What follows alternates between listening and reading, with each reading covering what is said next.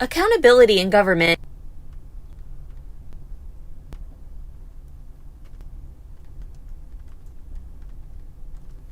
Let me start. I'm gonna drop all this week done in our interview part. Okay. What we're talking.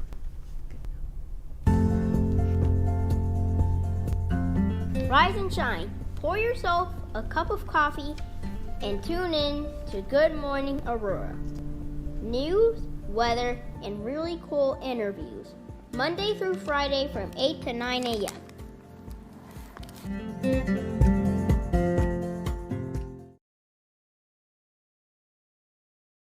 Good morning, Aurora. I am Brenda Rogers, candidate for Kane County Recorder of Deeds. As your next Recorder of Deeds, I will protect our taxpayers' investment, bring awareness to the position, and do outreach to our residents and veterans. I am asking for your vote during early voting, mail-in ballot, or on November 3rd. Vote for Brenda Rogers, Kane County Recorder of Deeds, paid for by Citizens for Brenda Rogers.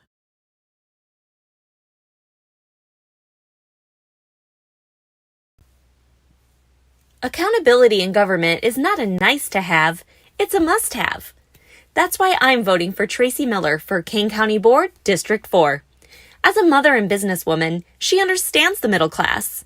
She's fighting to keep property taxes from going up and to keep us, the citizens, informed of what's taking place. I want a voice in county government that listens to me. That's why I'm voting Tracy Miller on November 3rd for Kane County Board, District 4. Paid for by Friends of Tracy Miller. Good morning, Aurora. Good morning, Aurora. Good morning, Aurora. It is Friday the 30th. You know what tomorrow is? Halloween. Oh, snap. You're listening to Good Morning Aurora, the second largest city's first daily news podcast, and we are back today with a friend of the show, Desiree Battaglia. What's up? What's up? Good morning to you. Good morning. All right. So we will be getting into our interview after these announcements. Ooh, that flowed right? Yeah, it did. After these messages, we'll be right back. That's old school. Okay. The Aurora Interfaith Food Pantry is hosting a Veterans Pantry on November 11th. The Aurora Interfaith Food Pantry has 7 pieces of plywood that have been primed that they'd like a patriotic-themed message painting on. These will then be displayed throughout the drive-thru distribution on that day. They will supply the paint needed for each artist to complete a 4x8 already primed plywood piece provided by the food pantry. The contact email is rDunnigan@aurorafoodpantry.org. Dunnigan is with 2 N's. And that's Becky Dunnigan's email address. She's the Community Outreach Program Coordinator. More information, if you need it, can be ascertained. That's the word of the day, ascertained. We will make sure to post this and post all that information for you guys to check out. So artists, get your stuff out and get ready to get creative. Now, Luigi's Pizza is hosting trick-or-treating on the 31st on Halloween from 4 to 6 p.m. Luigi's is located at 732 Prairie Street in Aurora. The public is invited and parking and admission is free. That right there ought to get you out. You know what I'm saying? Like, just absolutely. Right, exactly. Yeah. You don't got to get it validated, get it stamped and all that. The public's invited. Goodie bags, treats, coupons, and discounts are also going to be handed out. Now, the 6th of November is First Friday here in Aurora, and things are going to be very different. This will be a mostly virtual First Friday. There are a couple of in-person events taking place, and we'll let you guys know what those are. But crowd-free, virtual, small in-person events are going to be the thing. Look for shops along Broadway to display ofrendas or altars outside of their businesses, and look for Sugar Skull City artwork and more. Full details can be found at auroradowntown.org or Aurora Downtown on Facebook. The Cocoa Crawl will be without the crawl this year due to the pandemic. Instead, the 2020 mugs will be sold starting First Friday on the 6th, and along with hot cocoa recipe cards. So, you know, it's not just the Swiss Miss for 99 cents, you know, just with the powder, right? Get your fancy hot cocoa. Exactly, going. yeah. Dress it up. Elevate your gang. All right, now, dollar holiday photos And curated displays will also be offered at a few downtown locations on the 21st, the 28th of November, and December 5th. Professional photographers will socially distance and wear masks. Photos are first come and first served and will be available for download.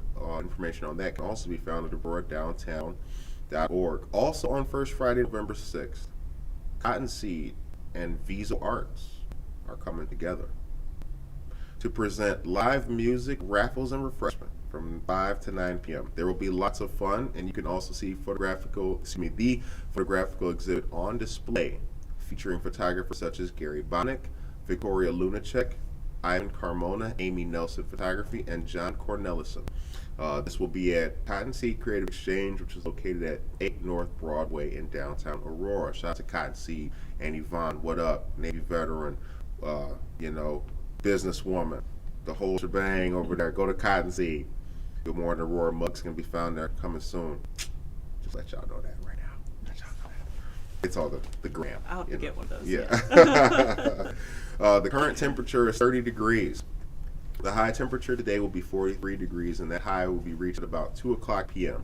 So bundle up with the nice fall fashion going on. Kohl's with the coupons. Shout out. Now, Serendipity Resale is opening on the 16th of next month with hours of 10 to 5. Serendipity Resale Shop was in downtown Naperville for 50 years and moved to Aurora on 59 and 75th Street, that strip mall back over there where Applebee's used to be. Okay. Throwback to Applebee's. Yeah. What? 2 for $20. That's where you first found it at. The next round of the Change Initiative sessions will be the last round, and that's actually going to be Thursday, November 5th. At Society 57, located at 100 South River Street. Society 57 is across the street from the Aurora Public Library, so that's Benton and River. Each 90-minute listening session will begin at 6 o'clock p.m. Mayor Irvin, Police Chief Kristen Zeman, and/or Deputy Chief Keith Cross, and other city officials will be in attendance. For more information and to register, you can go to www.auroratechil.org/change. And each session since the 15th of October have been conducted with full Spanish translations as well. So to make sure to get the the participation of everybody. That's what it's all about. And I would be remiss if I did not mention our friends and what they've got coming up, which is the virtual craft beer tasting, and that's tonight from 7 to 8 p.m. And there's also an exclusive interview with Foreign Exchange Brewing, virtual live music with Matthew Kopecki. Pre-order a taster 4-pack on the Facebook event page. Nice. It's from Cardi Mills, right? Yes. Yep. Okay. I No. saw that, yeah. Yeah, we know Cardi Mills well. Oh, yeah. The breakfast pizza. Breakfast pizza, the beer mosas. Oh, yeah. Yes, good stuff. And also, lastly, it is still Breast Cancer Awareness and Domestic Violence Awareness Month. 2 good organizations to donate to or help out with are Mutual Ground, and also I talk about these ladies all week. We just did the interview with them. Healing to Healthy. Okay. Healing to Healthy. Susan May Romano and Amy Downing. So yeah, good stuff and good initiatives. All right. And with that, we get into our interview with our sister. Good to see you. Good to see you again. Good to see you, too. Yeah, good to have you on the show. Thanks for having me. I'm glad to have you back, and we're going to talk about a lot of good stuff today. And for the listeners who are now getting a chance to see you, I know. because last time you were on the show, we were just hearing you. Right. The last 2. This is my first on-camera debut. Yeah. Good morning, Aurora. So let everybody know who you are and where you're from. Yeah. My name's Desiree Battaglia. I live in Naperville, but I am over in Aurora a lot. Got married out here at the Two Brothers Roundhouse a little over a year ago. Thank goodness we had our wedding in 2019. That's all I could say. Yeah. Yeah. And then I work as a media relations specialist for Northwestern Medicine. So covering the ground for the western suburbs, including Central DuPage Hospital, Delnor Hospital, Kishwaukee Hospital, all the way out in Sycamore. Wow. Valley West out in Sandwich, and then Marion Joy Rehabilitation out in Wheaton. Okay. So Yeah. all of those hospitals. Yeah, they're all under my umbrella, along with my boss. So Very cool. divvy it up. Yeah, it's Very good. cool. Now you're born and raised in Naperville? Woodridge / Bolingbrook area. Okay. Yeah. All right. Went to Downers Grove South High School. So I've never strayed too far away. You know, I went to NIU for college out in DeKalb. Shout out. Yeah. Shout out to the Huskies. Yep. So, Jermaine went there too. Yeah. That's Right? right. Yeah. Yep. Shout out to Jermaine Piggy. Yep. And all that. Nice. All Yeah. right. Growing up, what impact did your dad have on your life? Oh, yeah. You know, I'm very close with my dad. I do. Yeah. My dad has Good had man. a huge, absolutely great man. Yeah. He's had a huge impact on my life, and I'm so thankful for the close relationship that we have. I think I'm very blessed. I know that not everyone gets to have that type of relationship with their dad, but I mean, he's someone that I can always go to whenever I need help. He dresses nice. He dresses sharp. He's got a crazy sense of humor. He's goofy. I mean, that's something I love. He's never been like super serious. He knows how to still have fun and just say ridiculous things and be goofy. And then he's just such a hard worker. And I know that I got a lot of my work ethic and my drive from him. You know, he's always pushed me to, no matter what life throws at you, you have to keep pushing forward. You have to keep going. And if you get knocked down, you have to get back up. So I get a lot of that perseverance and that hard work ethic from him. I get knocked down, but I get up again. That's right. when I met your dad, was that Bolingbrook at your family's? Yeah. Okay, that was when they were Bolingbrook. still out Gotcha. there. They moved to Plainfield now, but Oh, they did. yeah, downsized. Nice. Yeah. Okay. Well, that's cool. Yeah. So what does a media relations specialist actually do? Yeah. And, you know, I'll talk about my current role and a little bit of my past role too, just because, so I'm coming up on the 1-year anniversary of my current position, which is exciting. Yeah. It's always good to get, you know, to that first year mark. You're like, all right, I figured things out. I got this. But my previous position was the public relations manager for Wilton, the cake decorating company, and I was there for 6 years. So that's a lot of time.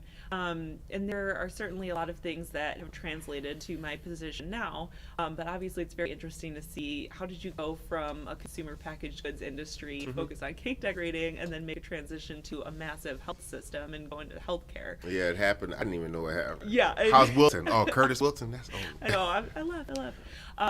But I think it speaks a lot to the fact that, you know, you need to always play up your skills and your strengths and see how those can apply to other industries.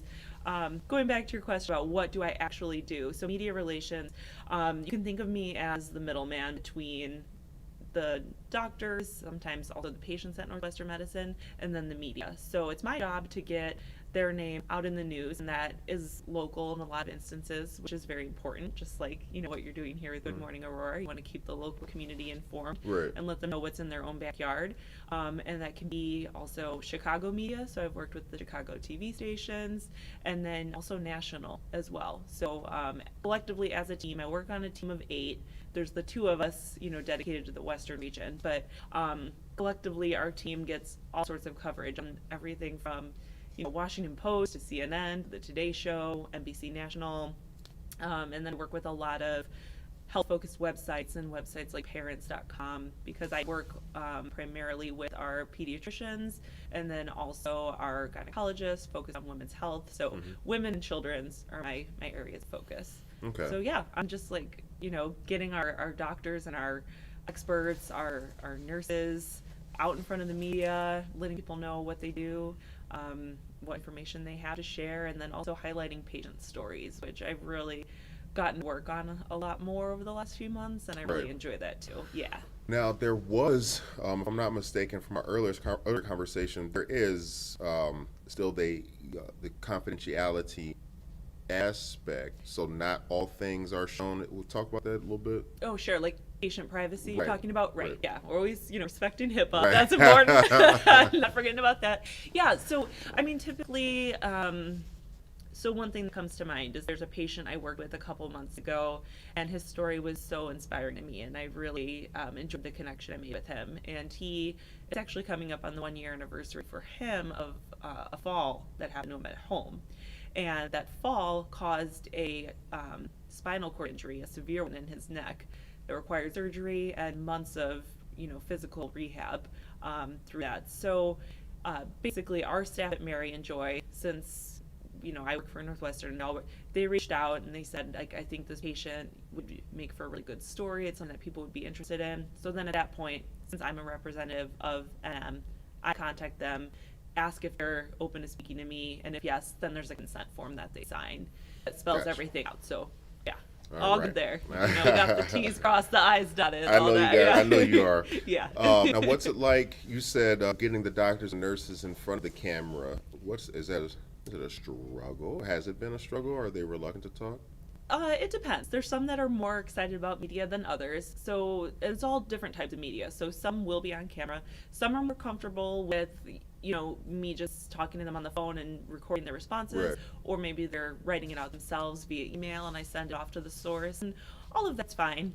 We do need to we could expand a little bit, who we have on camera, but there's some that have been, this year, it was their first time doing it. And that was really fun for me since I do have experience being on camera. It was fun for me to get to coach them and give them that boost of confidence and kind of do a run through with them. So, just off the top of my head, I'm thinking, I know there's at least 4 people I can think of right now where it was their first time doing a live on-camera interview for a TV station. And it was just really exciting to coach them through that process and see them do it. Has anyone, and you have to say their name, has anyone bombed before? Just No, completely. No, I haven't been there too long. No, they've been good. What is so in the healthcare industry now, especially, we know that there's been a shift that's happened from what your job used to be before COVID and now in the era of the pandemic. Right. Talk about what work was before and what it is now. Yeah. And again, this has been a really interesting time for me to get into the industry because I was only working there for about 4 months before COVID hit. And then, I was just starting to get my feet wet, starting to get acquainted with some of the different contacts at the various hospitals. And then before you know it, we're all working from home and I'm only connected to my team and my boss remotely. But I think it said a lot that I was able to adjust to that and still thrive during that time.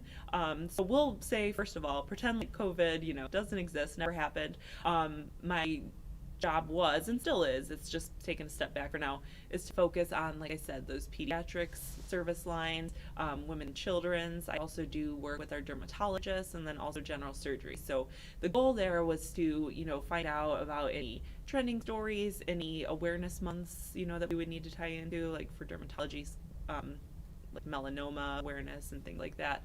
And then finding those good patient stories. So it was like pushing the name and stories out that way. But then, of course, obviously, now we do have COVID. So a lot of that was reactionary to what, we, especially back in March and April, what our doctors were learning about the virus. There was also a big focus on just the healthcare workers in general. I had she's the leader of the registered dietitians at Central DuPage Hospital. But when things first hit, there was an interesting story about how she worked with the cafeteria workers to get groceries, since the cafeteria wasn't open, to get things kind of packaged and ready to go, take and make pizzas. They were prepping those things for the healthcare workers so that after their shift, they're already at the hospital, they could just grab and go. They don't have to stop at the grocery store. So It was a lot of finding unique angles about how COVID is impacting those different areas. And I did a lot with,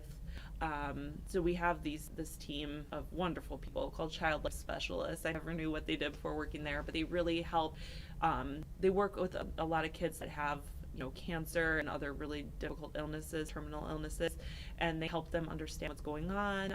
They help them get through their treatments. And so they even did a shift too and did several pieces about, how do I explain to my child what's happening right now? What is a coronavirus? How do I, explain to them this pandemic? So, it was just finding a lot of unique angles like that. So it wasn't just the same old, here's the symptoms, here's what you should do, da-da-da-da-da. It was talking about all those other aspects of how it's impacting people's lives. And, mental health is a huge part of that too. And I got a lot of our behavioral health specialists out there in the media talking about, how do you deal with the isolation, how you deal with the lack of social contact, what do you do during this time. So that's something we still continue to work on. In recent months, there's been a really nice, I feel like, mix of both, where I've had some non-COVID stories and I've had some COVID stories too. So it's definitely kept me busy and kept things interesting.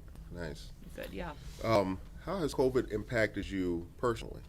Yeah, that's a good question, because I know we were talking about this a little bit before. I know that for many, this time has been really, really difficult. And I will say I've been blessed that I haven't had it as difficult as some have.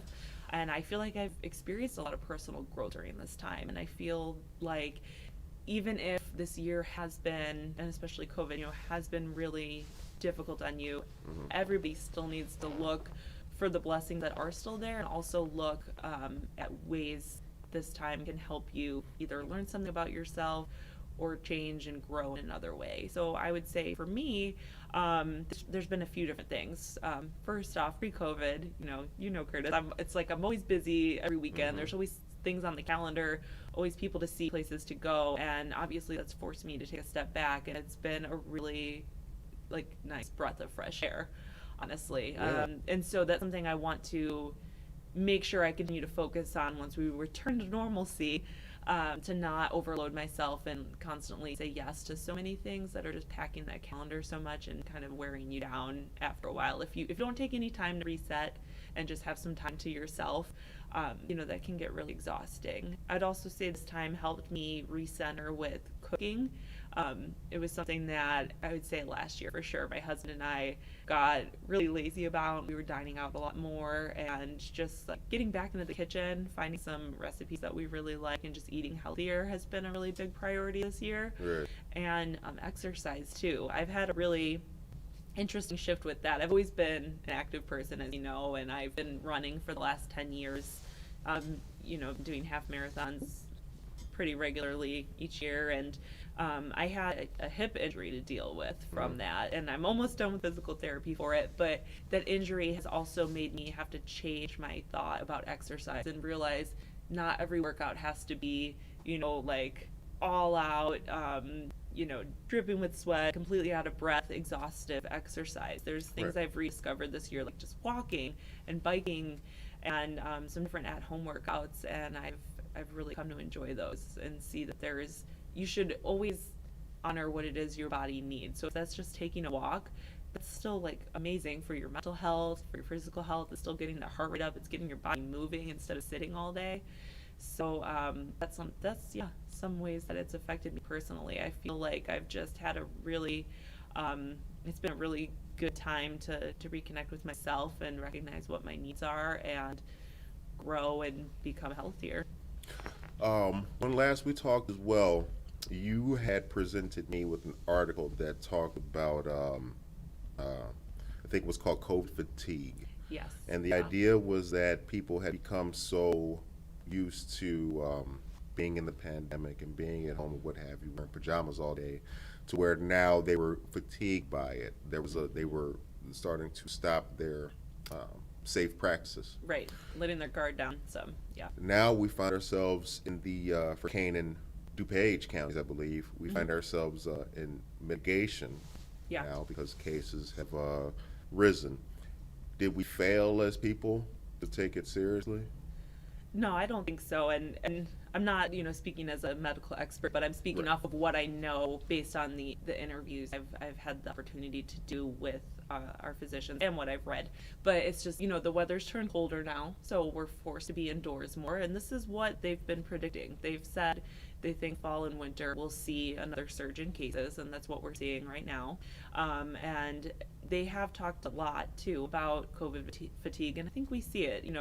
People maybe back in March and April you were just staying at home with your family and you weren't venturing out, but now maybe you're more keen to get together with friends and to do things that you weren't doing before.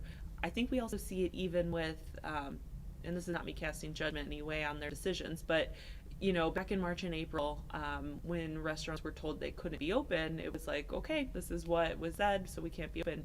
But now we're seeing there's several restaurants that are deciding to stay open despite what's been issued. So I think that's just another example of how it's like, people people are tired of it. And we saw it even with, there was that press conference last Friday, I believe it was, where Dr. Ezike broke down. I'm not sure if you saw that, but I did. Was that the was, State of Illinois press conference yes. for, yeah. And you know, you could see then this is even taking, I don't think people realize the toll it takes on someone in her position too. That moment just, it was so sad for me to see that, and I really felt for her.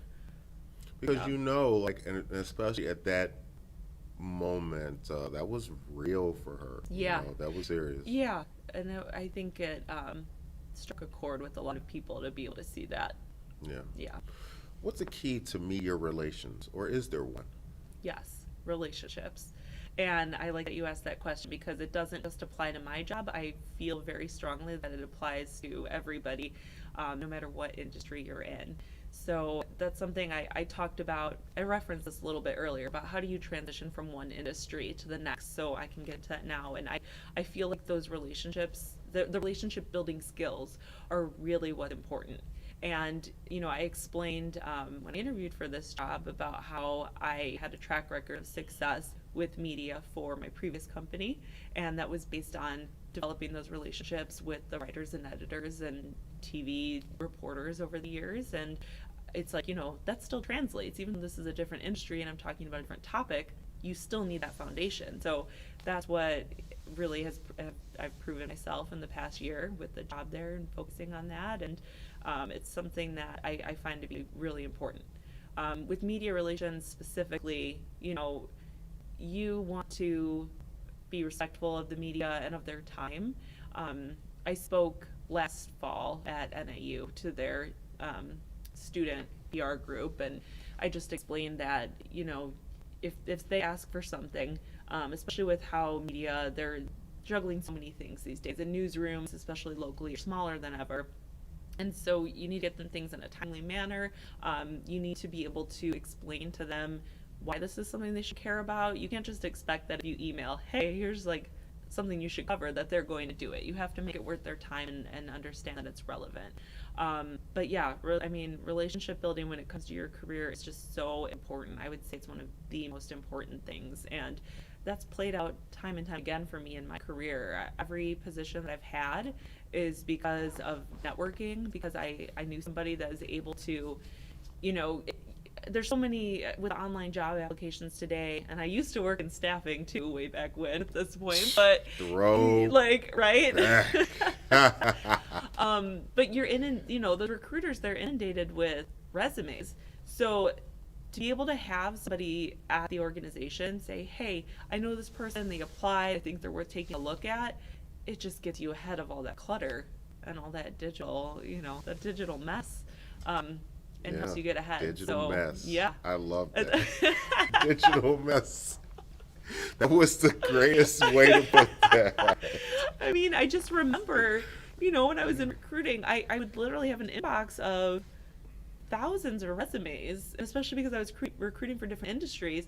You know, as a person, when you're also doing other tasks that day for your job, you can't possibly look at all of them. So I mean, it would be things like, okay, what date are we going to focus on today? Let's look at resumes that came through on like January 3rd. And you would just like weed through that. And so it's really hard. I feel for, you know, people that are searching for jobs, because a lot of times it's like throwing a dart at a dartboard. And just what can you do to help stand out a little more and get noticed? I think that's important. Yeah.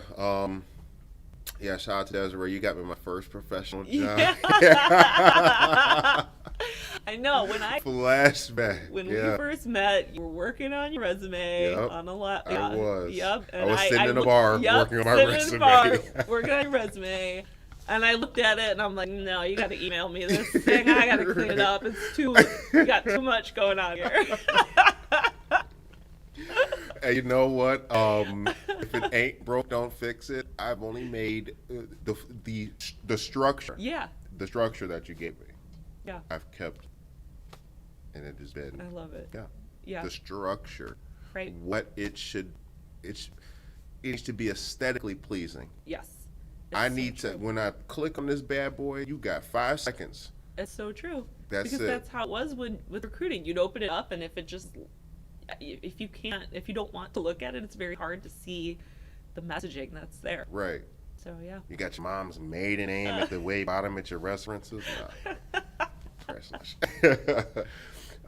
I think that for a lot of people who are going to be, I want your opinion on this. I think that for a lot of people who may have lost a job pre-COVID and now have gotten their legs back under them and are doing good, I think that there will be a kind of a renaissance of what resumes will look like, or employers will be looking for in a post, hopefully you get the post part, a post-pandemic world. Do you agree with that? What do you think? What do you think the future of hiring and all that's going to be? I mean, yeah, that's something that's really interesting. Not being in that part of the industry anymore, it's a little hard to speak to, but just based off of what I've seen, I think that I can relate it to the recession back in 2008 and 2009. And the reason I say that is because when I did get into the staffing world, which was 2011, I believe, I was starting to interview a lot of people who were coming out of that, and they were maybe unemployed for a year, and in some instances 2 years. And so, and I did, help get those people back to work, which was really rewarding. But I think a lot of it is, again, the way that you position yourself. You really have to highlight, even if it's with a summary at the top, you really have to be able to highlight what key skills you have and how that's going to be applicable to the job that you are inquiring about. The other thing is, I think from an employer perspective, and again, this is just off of what I've read, but most companies at this point now, they've become comfortable with the idea of their staff working from home. Right. And for some, maybe that's something they never wanted to do. Maybe they didn't even have a work from home option previously, but now hopefully, they've seen that can work. So I do think that employers are going to have to be more competitive with what they're offering and more flexible. That's another thing that I hope comes out, that we come out of this, as a positive, is having more flexibility with work, and being able to better juggle, our personal and our professional lives. Yeah, because y'all can't be asking for an associate's degree, but you only paying $16.50 and it requires travel to and fro to Chicago downtown every day on the L. No, that's not cool. Yeah, I hope there's just more flexibility. Like maybe you have to go in the office 3 times a week, and it's just things that can help people with. I'm sure that anybody that was commuting from the suburbs to Chicago or vice versa has been loving this time to have to have that time back in their day. I mean, my commute's only like 20 minutes max. It's usually 15 minutes, and I've just even noticed a difference on the days I get to work from home, and the fact that once you're done, you can get in the kitchen and start dinner earlier or something like that, or you have time to work out. What's your in office and work from home schedule like? What's the ratio of days to? So I'm in the office 2 to 3 days a week, depending on the week. Okay. So I think it's a nice mix, and I hope that's something that will, always stay. Again, just having that flexibility and a way to break up your week and just have a change of setting, I think is really nice. The time is now 9:08 a.m. and you're listening to Good Morning Aurora, the second largest city's first daily news podcast, and we are sitting down with our dear friend Desiree Battaglia, media relations specialist for Northwestern Medicine. That's right. Bam. Just now, Crown Royal Cupcakes. Talk about that. So last week, I made a cake for someone. It was a Halloween themed cake for someone's birthday, and they did pay me for it. I reached out, gave them a quote. I've been toying with the idea of offering, like, hey, if you want to place an order with me for cakes or cupcakes, I'm happy to take it. I've been toying with that idea for a couple years, but I've been nervous to put myself out there. Well, after I made the cake last weekend, I rounded up all the photos of things I've done, and I posted it to my own Facebook, and just wanted to share with family and friends, if you want something, place an order. But I said in the post, like, I can make boozy cupcakes too, and I've made this recipe before, Crown Royal Cupcakes, made them for a friend. And so anyway, someone saw the post, they ordered a dozen, and that's what I will be baking on Saturday morning. But it's really fun. I like finding interesting recipes like that. The one thing I like about this cake recipe in particular is that it uses brown sugar instead of white sugar, as most cake recipes do, so it just gives it a really different and unique flavor and texture. But yeah, these boozy cupcakes, I have like this little, it's called a pipette, It's just this little plastic thing. It looks like an eyedropper almost, but they're for this purpose. And so I like add a little bit of, you could do champagne cupcakes, you could do margarita cupcakes, whatever. So you squeeze it in there and then put it in the cupcake, and then before you eat it, you infuse it with the little shot, and then eat your cupcake. Really? Yeah. I like that. Yeah. I So like they're really good, let me tell you. Now, your 1 year anniversary, your 1 year wedding anniversary just passed. Yeah, And you got married to 2 brothers. I did. Talk about that. Yeah, so September 13th was our anniversary, and 2 Brothers was amazing. I wanted a place where we could have both the ceremony and the reception at the same spot. I wasn't interested in trying to coordinate travel from one place to the other and guests having to go multiple places. It was just something that, for me, planning it just seemed too overwhelming. And I also loved the fact that, the hotel, the Holiday Inn Express, is right there across the parking lot. So it's like, this is perfect. This is where the bridal party and I will get ready, and at the end of the night, all we have to do is walk across the parking lot. I don't have to pay for limo transportation or anything like that. Right. So yeah, when we checked out a few different venues, and my husband Justin and I, we love craft beer, and we'd been to 2 Brothers before, so we decided to check it out. And it was like, once I saw that space, we have the smaller space upstairs, and they have like all these open wood beams that are wrapped in string lights. And once they turned those lights on, I just was like, yeah, this is it. So It's a good place. It is, yeah. Everything there was amazing. The staff was so wonderful. It was a good time. Nice. Yeah. So when you, so you live in close to downtown Naperville? Yes. Right, Yeah. still. I don't want to tell people where you live. I actually know you. And your address is 13875. Yeah. Downtown Naperville has gone through a lot of change and changes. Yeah. From the time that we used to hang out down there, Right. to present date. What's changed the most in the COVID era of downtown of Naperville? Ooh, that's a good question. I think what every business has seen with, having to get creative in what they're offering. So like carry out. There's one place I can think of, they've had to offer up like carry out cocktails and things like that. It's just to try to stay afloat. I know that there are a few businesses that unfortunately in the area have had to shut down, mainly due to COVID, but I've just seen a lot of like creativity and just people trying to survive the best they can. And I just really feel for the small business owners in downtown Naperville and in any area right now. Of course. I know, I know times are not easy, and I see them trying to get creative and do some different things to make it through. And I know we've tried to support, our favorites as much as we can.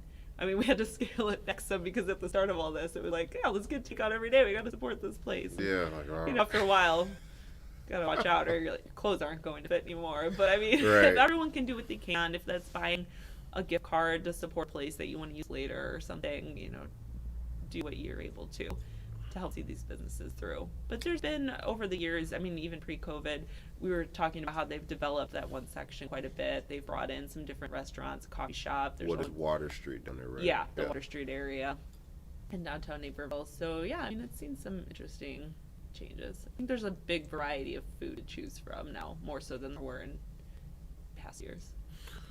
Have you supported Cooper's Hawk at all since the pandemic? I was there yesterday picking up my wine of the month. Yeah, What'd you actually, so I picked up their November wine of the month, which is called Grateful. Obviously ties into Thanksgiving, and it's a white blend. They let me have a sample of it. It was like a Gewürztraminer and Riesling blend, so it was sweeter. Okay. They said they always do sweeter wines in November sweeter white because it pairs well with turkey. Yeah. So yeah, we'll be saving that bottle for Thanksgiving because my brother and I, we always spend that day drinking wine at my parents' house. So that's what we're doing. It. Yeah. But I was at Cooper's Hawk a couple weeks ago before, things were rolled back again. Fortunately, I met up with a friend. We got to do a wine tasting there, and yeah. Very cool. Yeah. Now coming up, I mean, this year's almost done. Yeah. It's almost in the books. It's crazy. Yeah, professionally, with the job and everything, what's on the calendar for next year? What's the initiatives that our media relations specialist at Northwestern Medicine is going to be tackling? Big projects and things? I mean, so we say a lot, with our team that what we decide to talk about, what stories we decide to focus on, depends a lot on the media. So, we can definitely assume that at least through the spring, COVID's going to continue to be a hot topic. So I'll still be finding different ways to spin Perfect. that. Yeah. You look good on camera. I'm just saying. Oh, thanks. What a joke.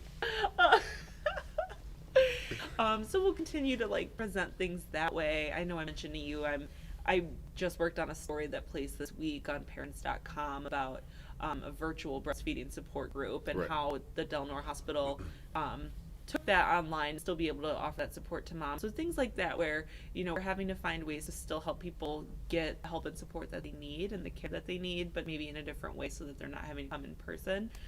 Besides that, I will still be focusing on things like strong patient stories, people that have overcome something or gone through surgery, or I did a story last month about a 15-year-old that is wrapping up her treatment for leukemia. Mm-hmm. So those types of things are always important. I think anything that can help someone going through something similar or maybe just feel inspired by somebody, we're always looking for things like that. Where can we find your work? So nm.org is Yeah. our website, and then if you click on newsroom in the upper right corner, you'll be able to see our press releases, you'll be able to see our blog posts, which I've contributed a lot to, so there's some great stories there. There's also a lot of good Q&As from experts, actually. There's one right now that I'll tout. Our manager of behavioral health, she did a Q&A that I posted up there about how to keep yourself healthy in the winter months, and also how to cope with the holidays and how that's going to be difficult, obviously, this year for a lot of people who maybe can't travel to see their families or can't do the large in-person gatherings that they are used to doing. So she talks about those things in that blog post, and I think it's something that's really helpful to read through. Now, so you don't have your own social media, for...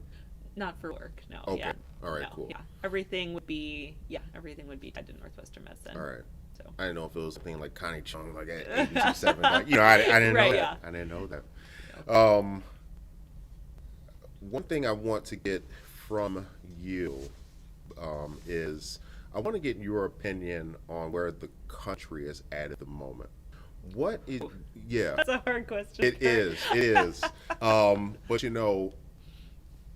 the amount of things that you and I have talked about over the years, I think that our own lives have been, they've been what they've been, rides. But as far as the country, I don't think the country has ever been, before we started talking, we talked about how we're both kind of doing okay in COVID time. Right. Yeah. We know it's a pandemic going on, people having a hard time, well, we all right.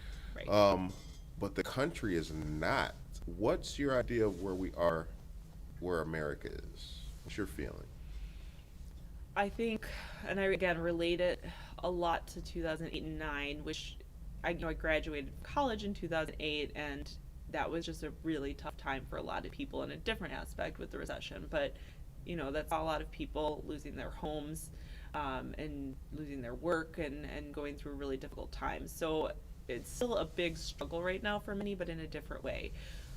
What I think should be said is, people's ability to be resilient, looking at how many people have made it through really challenging times.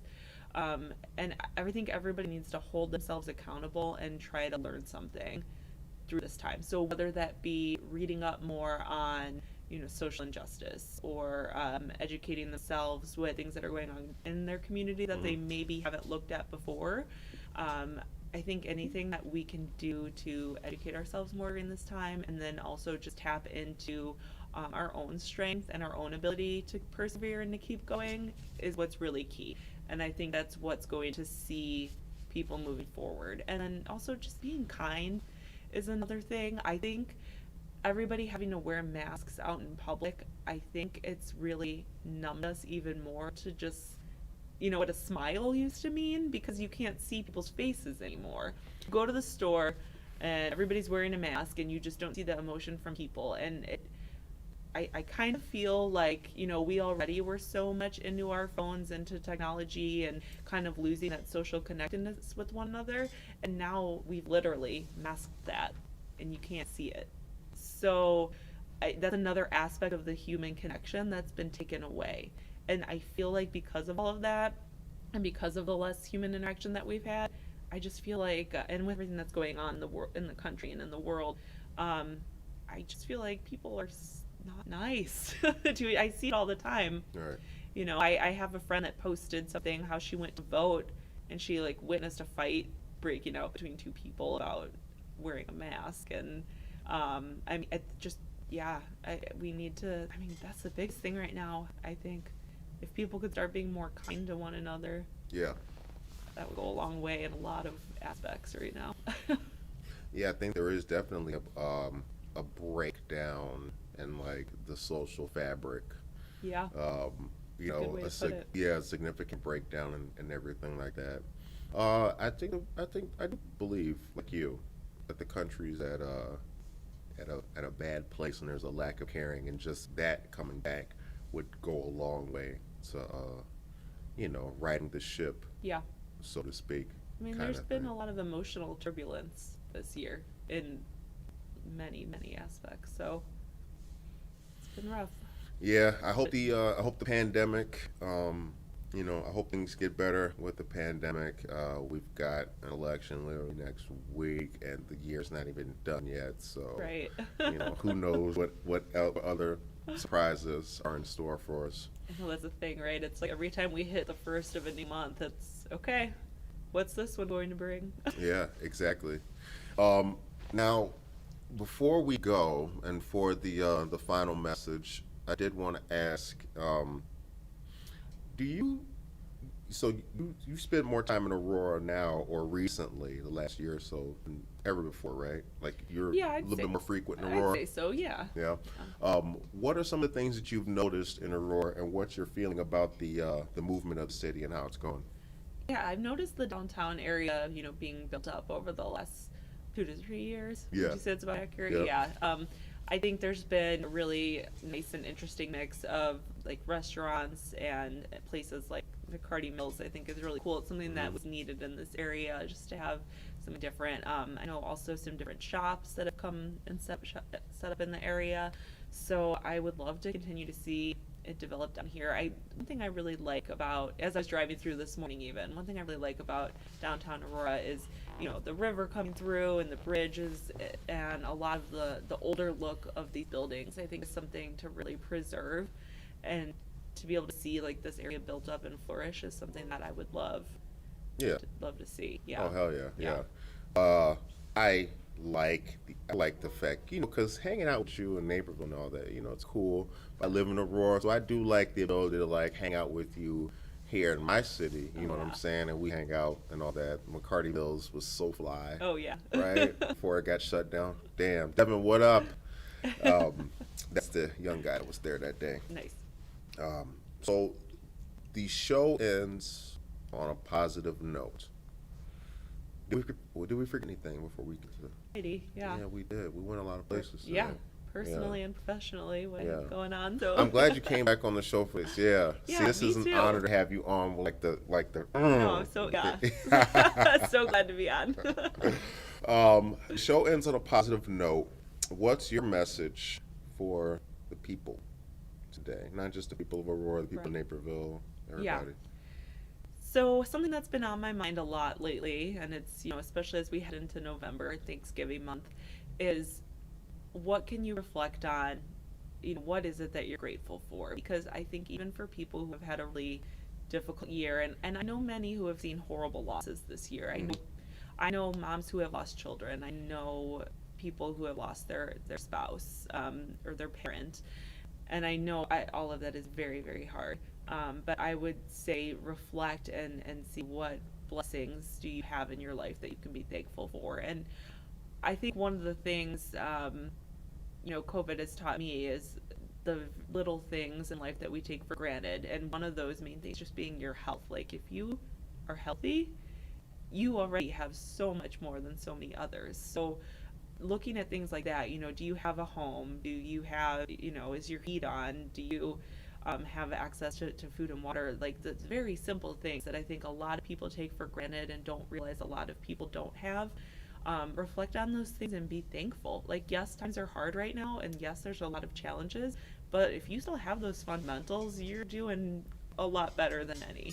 And then, don't just hold that all to yourself, though. How can you spread the love? How can you help others who don't have it? Right. One thing I'm doing tomorrow is I'm going to the grocery store to pick up a couple bags of groceries, because someone in my community that works for a local food pantry, they put like door hangers all around the community, and it listed like things they need for a food pantry, and it's a bright orange tag, and it says, if you want to participate, attach this to a grocery bag, put it out on the curb on Sunday from 11 to 3, and we're going to be driving around and picking up for the food pantry. So like just small things like that. So I'm going to go, specifically make a grocery trip to help support the food pantry and do that.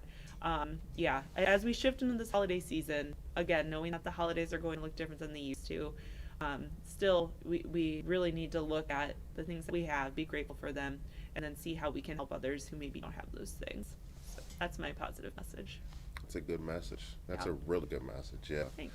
I've tried to keep that message going with the healing to healthy and the mutual ground. Yeah. Those organizations that do the same kind of thing. Yeah. Try to, it's not all about ourselves. Right. Do something else for another person. Do something nice for them. Yeah. So this was a great episode, an interview with our friend Desiree Battaglia. For all of you listeners out there, I hope that you guys have a good weekend, a safe, strong, awesome weekend, as awesome as possible. Learn how to cook at home. Don't worry about the bar, and hanging out, going to get food, right? Right. Become Yeah. a wine club member. Yeah. Bring your Bob home. Try a new skill, try to make some cakes, cupcakes, and if you can't, hit me up and I can take orders and do it for you. On behalf of Good Morning Aurora, we want to say thank you to Desiree for coming on. It is Domestic Violence and Breast Cancer Awareness Month. Please donate and volunteer time or resources if you can to Healing to Healthy or Mutual Ground. Keep up and go to the blog page and the news page on nm.org. You got it. Yep. nm.org. And check out what's going on in the world of the social media specialist. Media relations. Media specialist. relations. Yeah.